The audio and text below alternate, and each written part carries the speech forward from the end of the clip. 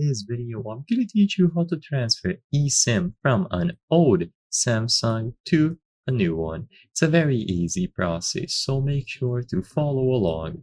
You can fully transfer any pre-existing eSIM from an old Samsung to a new Samsung device. And most likely you will not have to call your carrier.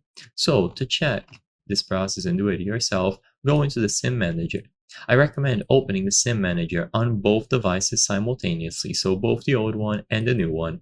If you don't have access to the old device, then most likely you will have to call your carrier and see what can be done. You will only be able to do this manual method if you have both devices with you. So now tap on the option to add SIM on the new device, or add eSIM, sorry. Once you do this, you will see the main options to add an eSIM, and one of them is going to be transfer SIM from another device. So this is what allows you to bring the eSIM from the old device into the new one. So tap this option here. Upon selecting this, you will see the instructions. Unlock your device and place it next to this one.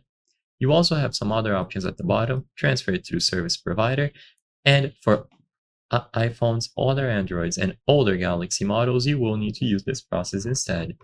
Now, on the old device, you should get a pop-up asking you if you would like to transfer the pre-existing eSIM from this device to the new one.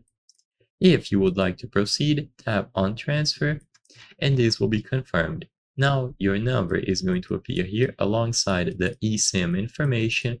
Confirm that it is correct, and if everything looks okay, you can tap on transfer and finish this process. Like I said before, this will allow you to transfer eSIMs manually, so by yourself, as long as you have modern Samsung devices. If you have older Galaxy models, other Android devices, or an iPhone, then you will need to contact your service provider and see what can be done on their side. So I hope I was able to help you.